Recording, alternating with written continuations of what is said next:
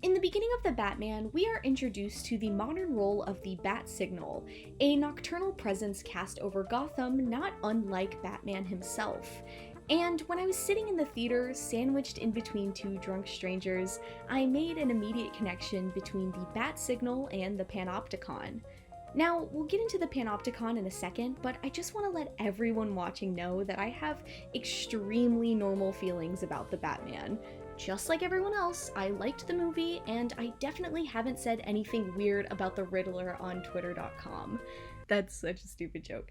I'm not keeping that in there. But I will say, although I think the Batman attempts to discuss modern themes, talking points, and criticisms we have of our own society, I don't think the purpose of the movie was to solve them or even address them in a comprehensible, answerable way, especially in regards to what Batman should actually do about these things. The purpose of the Batman ultimately is to be sexy and edgy, and I'm fine with that. It's a superhero movie.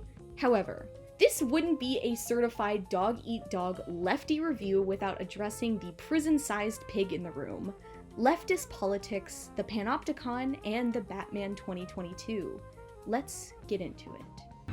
Hey guys, thanks for all the comments. Back to the panopticon. Right at the beginning of the movie, we are introduced to 3 different instances of criminal activity alongside a personal monologue narrated by Bruce Wayne, the Batman, if you will.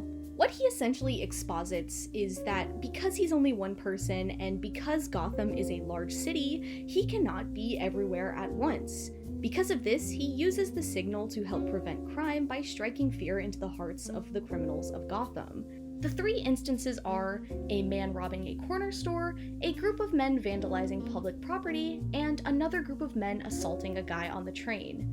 The thing about this opening scene is that it's pretty badass, but it doesn't actually prevent crime. Rather, it uses fear in an attempt to keep people in order. This is a perfect one-to-one representation of the panopticon. Gotham itself is a prison. For those of you who don't know, the panopticon is an illustrated system of control designed by the founder of utilitarianism, Jeremy Bentham. Specifically, the panopticon is a circular-shaped prison with a single watchtower in the middle. The concept of the design itself is to create an institution in which prisoners do not know that they're being watched, but know that a watcher exists and can monitor them. The theory states that because a single guard cannot possibly control every prisoner at once, the fiction, the idea that the prisoners might be observed is enough to scare them into rule-abiding submission. That is to say, you will behave differently under the assumption that you are being watched. If you've seen the movie, you know this is exactly what the bat signal is designed to do. Criminals do a crime, they see the bat signal, and they make the assumption that Batman is close by, and they stop doing the crime. Well, kind of. Here's the thing. The bat signal doesn't actually prevent crime.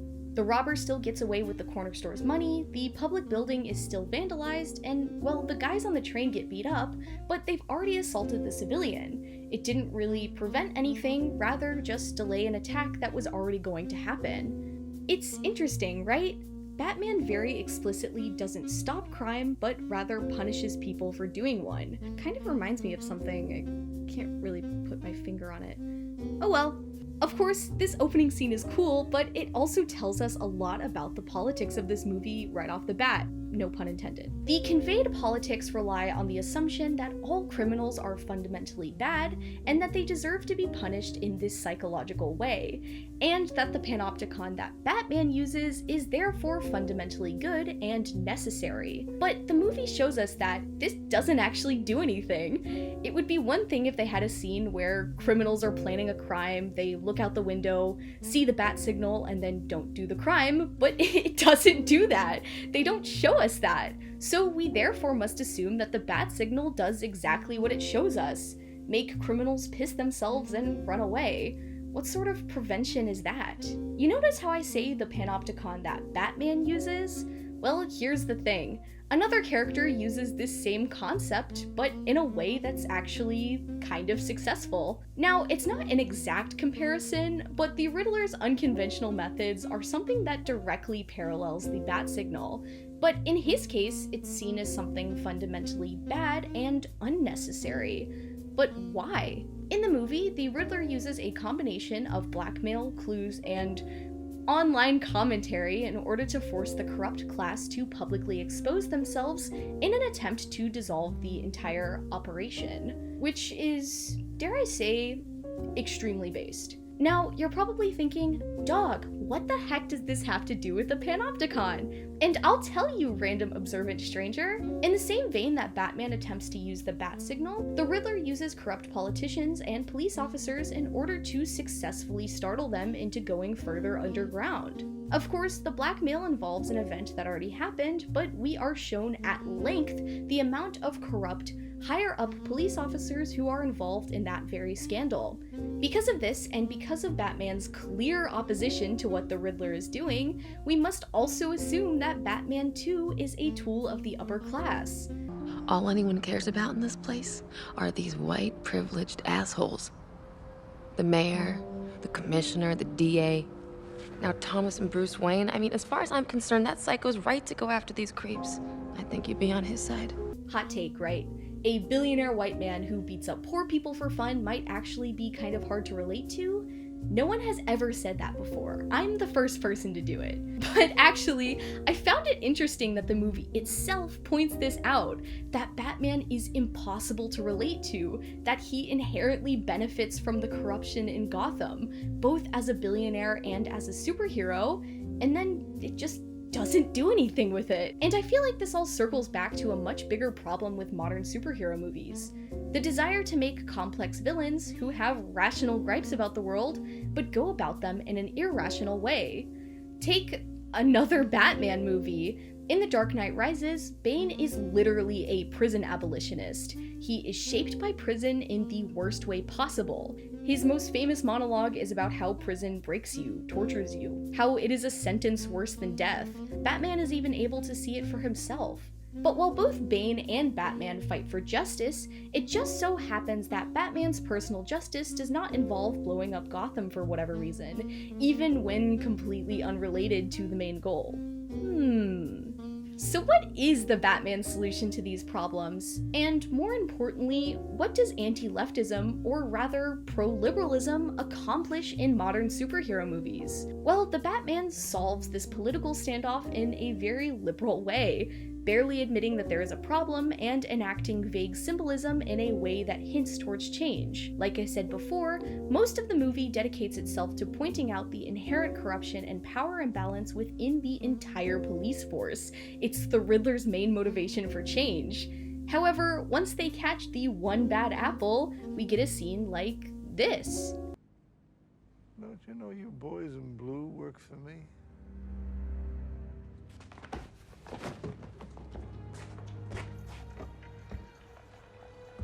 I guess we don't all work for you. Hashtag not all cops, hashtag blue lives matter. You're seeing this though, right? Matt Reeves slapping a sloppy, wet band-aid to a problem that the movie spends nearly 2 hours building.